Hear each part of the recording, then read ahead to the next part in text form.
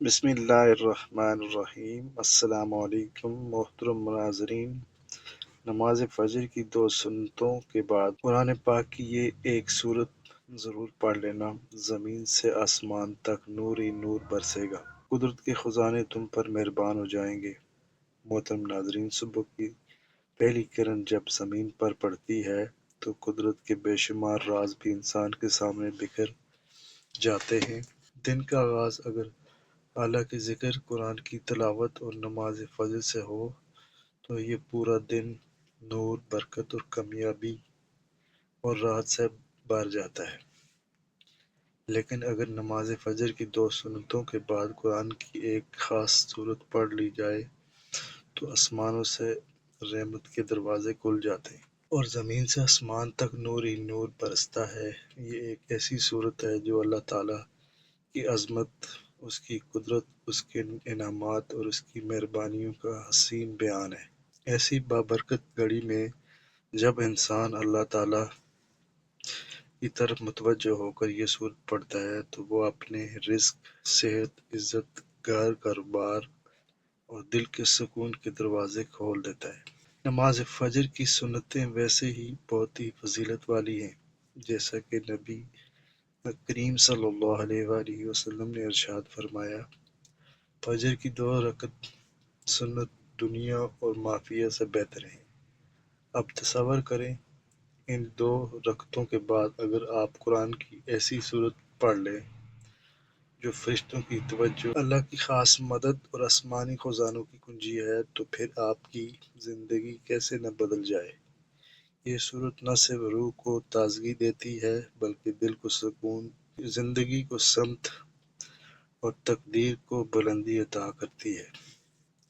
اس سورت کی برکت سے اللہ تعالیٰ انسان پر اپنے غیبی خزانے کھول دیتا ہے اور بند دروازے بھی کھلنے لگتے ہیں۔ تو آئیے آج کی ویڈیو میں جانتے ہیں کہ یہ کون سی سورت ہے، اس کے کیا کمالات ہیں اور اسے کب، کیسے اور کتنی بار پڑھنا ہے۔ محترم ناظرین، آج آپ کو جس سورت کے بارے میں بتانے جا رہے ہیں یہ قرآن پاک کی ایک ایسی بہت ہی پیاری سورت ہے جسے فجر کی نماز کی 2 سنتیں ادا کرنے کے بعد اگر پڑھا جائے تو آسمان سے زمین تک نور ہی نور برسے گا، قدرت کے خزانے اس شخص پر مہربان ہو جائیں گے۔ یہ سورت عرش والوں کو بہت زیادہ پسند ہے۔ یہ سورہ مبارکہ پڑھنے والے کی اللہ تبارک و تعالیٰ بخشش فرما دیتا ہے، بلکہ اس شخص کے لیے دولت اور رزق کے دروازے بھی کھول دیتا ہے اور غیب سے اس شخص کی مدد فرماتا ہے۔ قرآن کریم کی یہ سورت اتنی طاقتور اور بابرکت سورت ہے کہ جو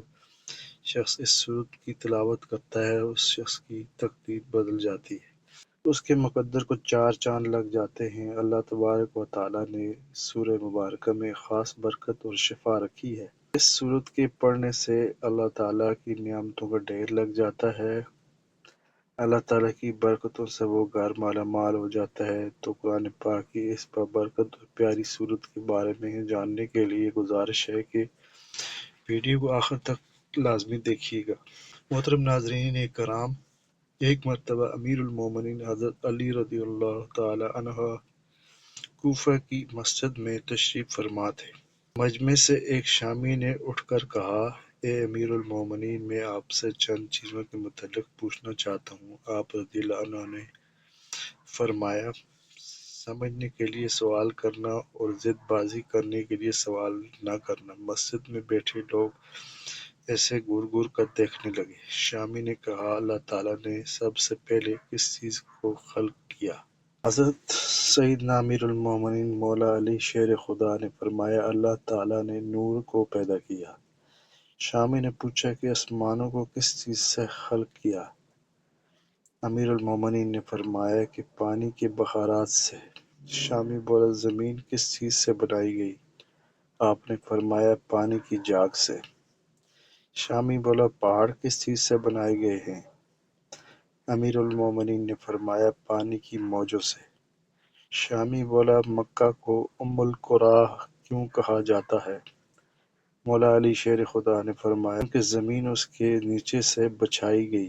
شامی بولا، آسمانی دنیا کس چیز سے بنائی؟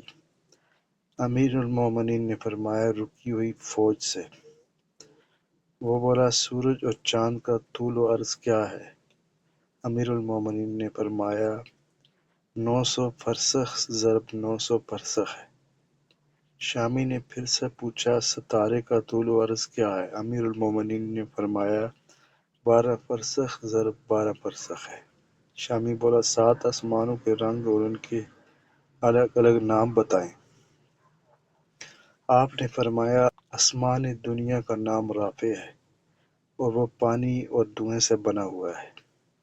آسمان دوم کا نام قیزوم ہے، اس کا رنگ تانبے جیسا ہے۔ آسمان سوم کا نام معدون ہے، اس کا رنگ ملتا جلتا ہے۔ آسمان چارم کا نام ارفالون ہے، اس کی رنگت چاندی جیسی ہے۔ آسمان پنجم کا نام خون ہے، اس کی رنگت سونے جیسی ہے۔ آسمان ششم کا نام عروس ہے اور وہ سبز یاقوت کا ہے۔ آسمان ہفتم کا نام عجمہ ہے اور وہ سفید موتی کا ہے۔ شامی بولا بیل ہمیشہ کیوں سر جھکائے رہتا ہے اور کبھی بھی آنکھیں اٹھا کر آسمان کی طرف نہیں دیکھتا؟ امیر المومنین نے فرمایا جب سے بنی اسرائیل نے سال کی پوجا کی اس دن سے بیل بیچارہ شرم کی وجہ سے آسمان کی طرف آنکھیں نہیں اٹھاتا۔ شامی نے کہا وہ نبی کون ہیں جنہوں نے بیک وقت 2 بہنوں سے نکاح کیا تھا؟ امیر المومنین نے فرمایا وہ حضرت یعقوب بن اسحاق علیہ السلام تھے، انہوں نے حبار اور راحیل 2 بہنوں سے بیک وقت نکاح کیا تھا۔ اس کے بعد اللہ تعالیٰ نے 2 بہنوں سے بیک وقت نکاح کو حرام قرار دیا۔ ناظرین اکرام، اب یہاں یہ سوال پیدا ہوتا ہے کہ 2 بہنوں سے نکاح کرنا کیوں حرام ہے؟ تو آپ کو بتاتے چلیں اس کی وجہ یہ ہے کہ ایک حدیث کے مطابق آپ صلی اللہ علیہ وآلہ وسلم نے فرمایا کہ 2 بہنوں سے نکاح مت کرو، اس عمل کے ذریعے تم رشتے توڑ دو گے۔ شامی نے پوچھا مد و جزر کیا ہے؟ امیر المومنین نے فرمایا اللہ تعالیٰ نے سمندروں پر ایک فرشتہ مقرر کیا ہے جس کا نام رومان ہے۔ جب وہ اپنے قدم سمندر میں رکھتا ہے تو مد پیدا ہوتی ہے اور جب وہ پاؤں نکالتا ہے تو جزر پیدا ہوتی ہے۔ شامی نے پوچھا جنات کا باپ کون ہے؟ امیر المومنین نے فرمایا جنات کے جد اعلیٰ کا نام شمن ہے اور اسے اللہ تعالیٰ نے آگ کے شعلے سے پیدا کیا تھا۔ شامی بولا کیا اللہ تعالیٰ نے قوم جنات کی طرف کسی نبی کو مبعوث کیا؟ امیر المومنین نے بتایا جی ہاں، اللہ نے ایک نبی علیہ السلام کو مبعوث کیا تھا جس کا نام یوسف تھا۔ نبی علیہ السلام نے انہیں اللہ کی دعوت دی، انہوں نے اس نبی علیہ السلام کو قتل کر دیا تھا۔ شامی نے کہا ابلیس کا آسمان میں کیا نام تھا؟ امیر المومنین نے فرمایا آسمان میں اس کا نام حارث تھا۔ شامی بولا آدم کا نام آدم کیوں رکھا گیا؟ امیر المومنین نے فرمایا کیونکہ وہ عدیم ارض یعنی زمین کی کھال سے بنائے گئے تھے۔ شامی نے کہا میراث میں مرد کو 2 حصے اور عورت کا 1 حصہ کیوں ہے؟ امیر المومنین نے فرمایا کہ حوا نے خوشہ اٹھایا، اس پر 3 دانے تھے، ایک انہوں نے خود کھایا اور 2 آدم علیہ السلام کو کھلائے، اس لیے عورت کا 1 حصہ اور مرد کے 2 حصے مقرر ہوئے۔ شامی بولا کون سے انبیاء مختون پیدا ہوئے؟ امیر المومنین نے فرمایا کہ اللہ تعالیٰ نے حضرت آدم علیہ السلام، شیش علیہ السلام، ادریس علیہ السلام، نوح علیہ السلام، سام بن نوح علیہ السلام، ابراہیم علیہ السلام، داؤد علیہ السلام، سلیمان علیہ السلام، لوط علیہ السلام، اسماعیل علیہ السلام، موسیٰ علیہ السلام، عیسیٰ علیہ السلام اور محمد صلی اللہ علیہ وسلم کو مختون پیدا کیا، یعنی پیدائش کے وقت وہ ختنہ کیے ہوئے تھے۔ شامی بولا آدم کی عمر کتنی تھی؟ فرمایا 930 سال۔ شامی بولا سب سے پہلے شعر کس نے کہے؟ فرمایا گیا آدم علیہ السلام نے۔ شامی انہوں نے شعر کب اور کیوں کہے؟ آپ نے فرمایا جب حضرت آدم علیہ السلام زمین پر اترے تو انہوں نے زمین کی خاک اور بسط اور ہوا کو دیکھا، اور پھر جب قابیل نے حابیل کو قتل کیا تو حضرت آدم علیہ السلام نے یہ شعر کہے تھے۔ شہر اور ان کے رہنے والے بدل گئے اور زمین کا چہرہ خراب اور گرد آلود ہو چکا ہے۔ ہر رنگ و ذائقہ رکھنے والی چیز بدل گئی اور خوبصورت چہرے کی بشاشتیں پڑ گئی ہیں۔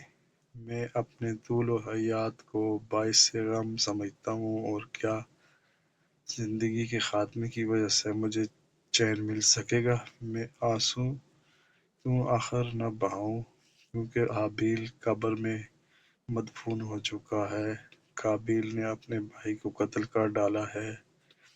ہائے غم و حسرت کے سانولا سلونا بیٹا گم ہو گیا۔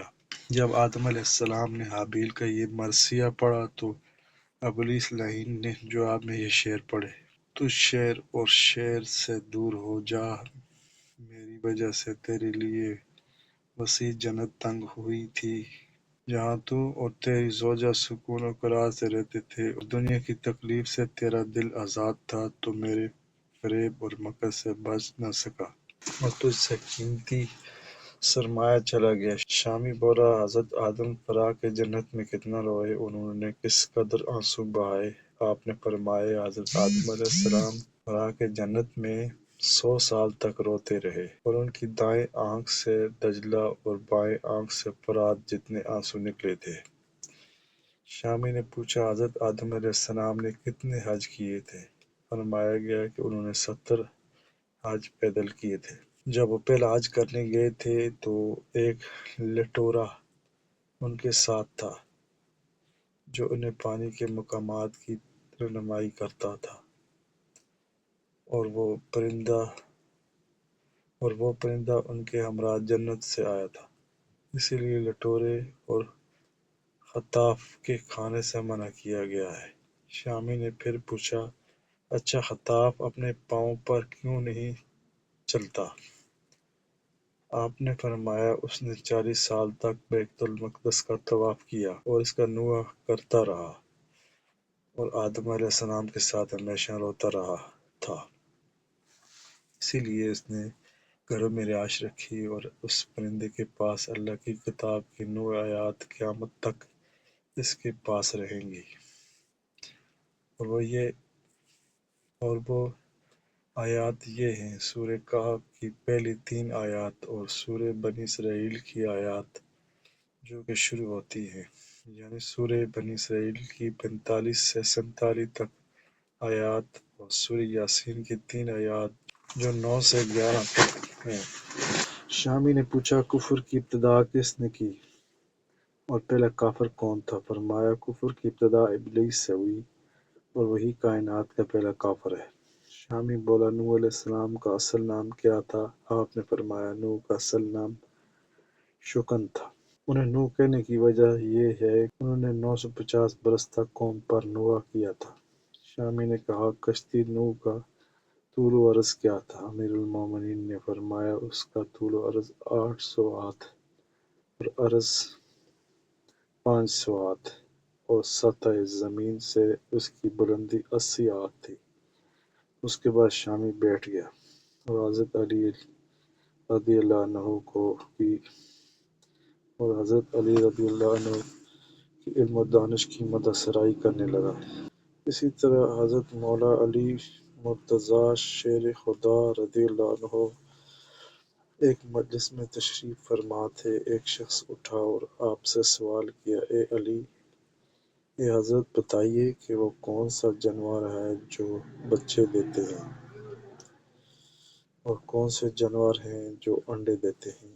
آپ نے فرمایا اے شخص، جن جانوروں کے کان باہر ہیں وہ بچے دیتے ہیں، جبکہ جن جانوروں کے کان اندر کی جانب دھنسے ہوئے ہیں وہ انڈا دیتے ہیں۔ پھر ایک اور شخص اٹھا اور آپ سے وہی سوال پوچھا: اے علی، وہ کون سے جانور ہیں جو بچہ دیتے ہیں اور وہ کون سے جانور ہیں جو انڈا دیتے ہیں؟ پورا مجمع آپ کی طرف متوجہ ہوا کہ اب علی کون سا مختلف جواب دیں گے۔ حضرت علی رضی اللہ عنہ مسکرائے اور فرمایا: بے شک سن لے وہ جانور جو اپنی خوراک چباتے ہیں وہ بچے جنتے ہیں، جبکہ جو جانور اپنی خوراک نگل کر کھاتے ہیں وہ انڈے دیتے ہیں۔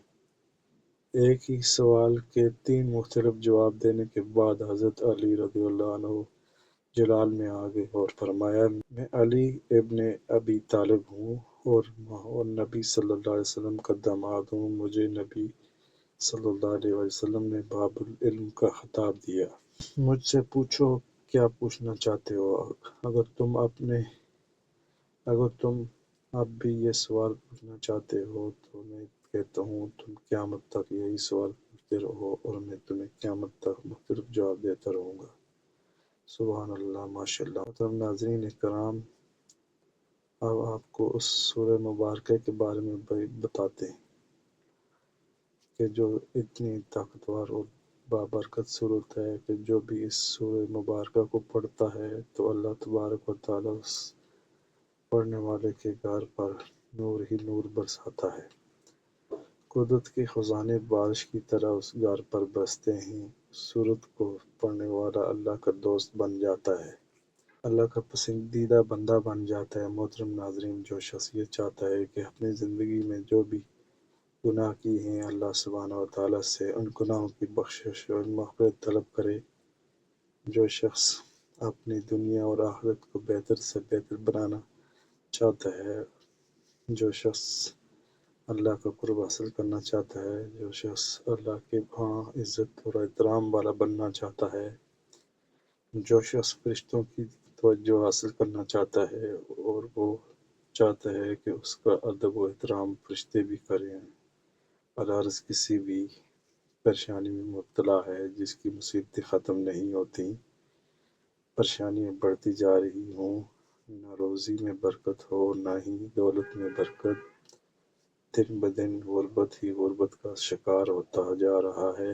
گھر میں تنگ دستیاں ہیں، غربت اور تنگ دستیوں نے ڈیرے ڈال رکھے ہیں، تو ایسا شخص قرآن کریم کی یہ ایک سورت نماز فجر کی 2 سنتوں کے بعد پڑھ کر دیکھ لے، انشاءاللہ اس کی جو بھی خواہشات ہوں گی وہ ضرور پوری ہوں گی، اس کی جو بھی حاجات ہوں گی اللہ تبارک و تعالیٰ پلک جھپکتے ہی پوری فرمائے گا، اس شخص کی ہر مشکل جڑ سے ختم ہو جائے گی۔ ناظرین محترم، جان لیجیے کہ قرآن کریم یہ بابرکت سورۃ مبارکہ آپ نے صبح نماز فجر کی 2 سنتیں ادا کرنے کے بعد پڑھنی ہے۔ جان لیجیے یہ وہ وقت ہوتا ہے جب آسمانوں کے دروازے کھل جاتے ہیں اور اس وقت میں کیا گیا ہر عمل، ہر دعا اور ذکر خاص کو مقبولیت رکھتا ہے۔ نبی کریم صلی اللہ علیہ وسلم نے فرمایا، جو بندہ نماز فجر کی حفاظت کرتا ہے وہ جنت میں داخل ہوگا۔ جانیے کہ یہی وہ وقت ہوتا ہے جو دعاؤں کی قبولیت کا وقت ہوتا ہے، جب دل کی باتیں، دل کی مرادیں رب العزت تک پہنچتی ہیں۔ یہ وقت بڑا ہی بابرکت وقت ہے۔ جو بندہ فجر کی نماز کی 2 سنتوں کے بعد یہ سورہ مبارکہ پڑھ لے تو عرش کے بڑے بڑے فرشتے اس کو سلام کرتے ہیں اور اس شخص کے لیے دعائیں کرتے ہیں۔ جان لیجیے کہ یہ ایک ایسی سورہ مبارکہ ہے جو نہ صرف زمین پر روشنی بکھیرتی ہے بلکہ عرش الہی پر بھی نور لے جاتی ہے۔ یہ وہ کلام ہے کہ جسے فرشتے بار بار پڑھتے ہیں۔ یہ وہ بابرکت کلام ہے جب کوئی بندہ فجر کی نماز کی 2 سنتوں کے بعد یعنی یہ بابرکت سورت پڑھتا ہے تو عرش والے فرشتے کہتے ہیں، اے اللہ، یہ تیرا وہ بندہ ہے کہ جو تیرا خاص کلام خاص وقت میں پڑھ رہا ہے، تو بھی اس پر خاص رحمت فرما۔ جب بھی کوئی بندہ اخلاص کے ساتھ، محبت کے ساتھ، ادب کے ساتھ اس سورہ مبارکہ کو پڑھتا ہے تو اللہ تبارک و تعالیٰ فرماتا ہے، میرے بندے نے میری محبت کی بات کی ہے، توحید کو بیان کیا ہے، میرے سوا کسی اور کو یاد نہیں کیا، تو میں بھی اس بندے کو اکیلا نہیں چھوڑوں گا، دنیا میں بھی اس کے ساتھ رہوں گا اور آخرت میں بھی اس کے ساتھ رہوں گا۔ ناظرین محترم، یہ سورہ ہے تو قرآن کریم کی مختصر سی سورت، لیکن اس کے کمالات و اثرات بے حد زیادہ ہیں۔ یہ ایک ایسی سورہ مبارکہ ہے کہ جسے اگر 100 مرتبہ پڑھا جائے تو اللہ تبارک و تعالی بندے کی 100 آیتوں کو پورا فرماتا ہے۔ اس سورہ مبارکہ کے پڑھنے سے اللہ تبارک و تعالی تمام گناہوں کو معاف فرما دیتا ہے، بندے کی بخشش فرما دیتا ہے۔ اس سورہ کو پڑھنے والے کے گھر پر نور ہی نور برستا ہے اور اللہ تعالی کی نعمتوں کے خزانے اس کے گھر پر نچھاور ہوتے ہیں۔ بس آپ نے سچے دل اور یقین کے ساتھ اس سورت کی تلاوت کرنی ہے، اللہ تبارک و تعالی ہر دعا کو قبول فرمائے گا انشاءاللہ۔ ناظرین محترم، جان لیجئے کہ یہ سورہ مبارکہ سورہ اخلاص ہے۔ ناظرین کرام، یہ بہت ہی برکتوں اور فضیلتوں والی سورت مبارکہ ہے۔ اس سورت کی فضیلت کے بارے میں بہت زیادہ احادیث موجود ہیں۔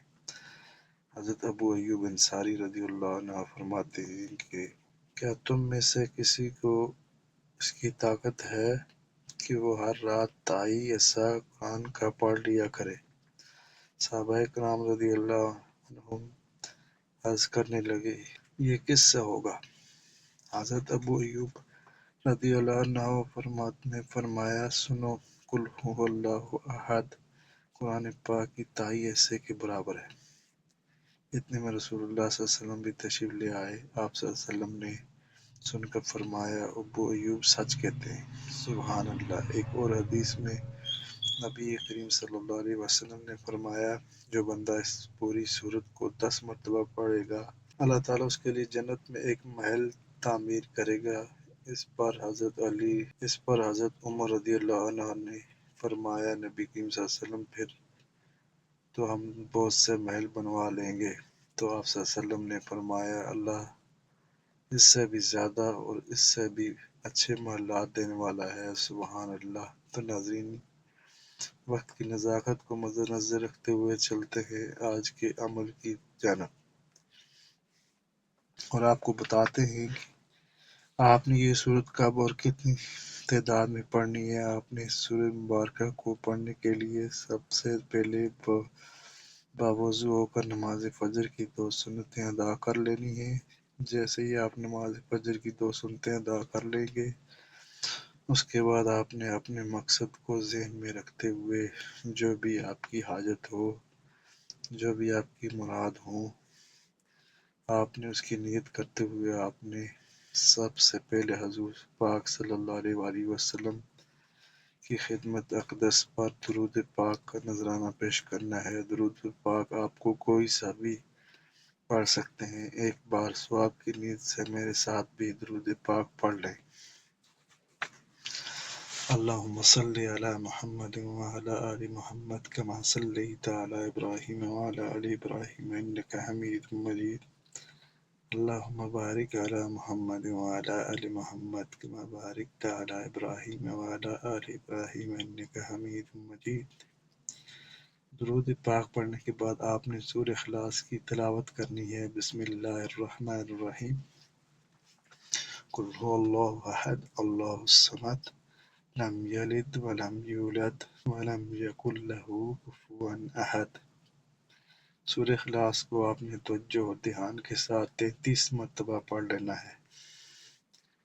اس کے بعد اللہ تعالیٰ کے بہت ہی بابرکت نام، یا اللہ ہو، یا غنی ہو، یا نور ہو، اللہ تعالیٰ کے ان 3 ناموں کو ملا کر پڑھیں گے تو ایک شمار ہوگا۔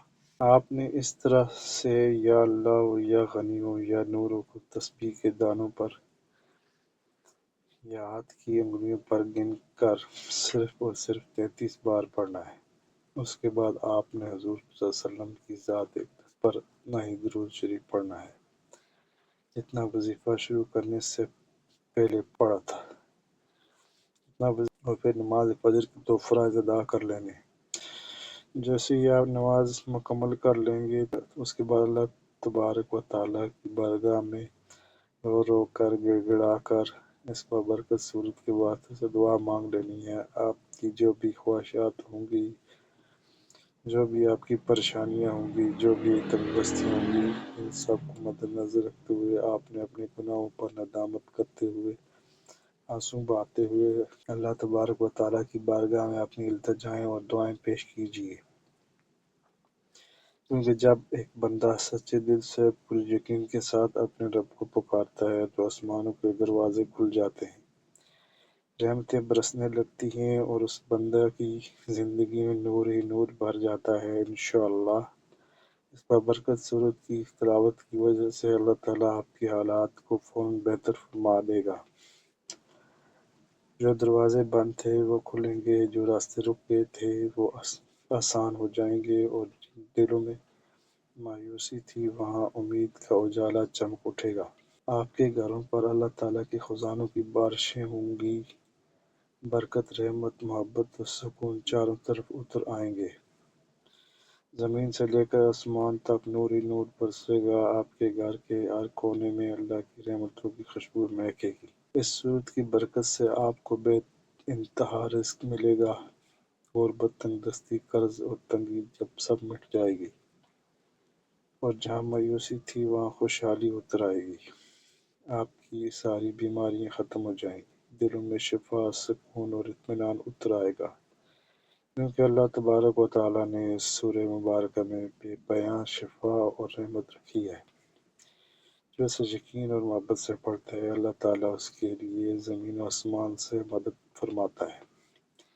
میرے پیارے ناظرین، میرے عزیز سبسکرائبر، آج کی یہ دعا دل سے نکل کر سیدھے آپ کے لیے ہے۔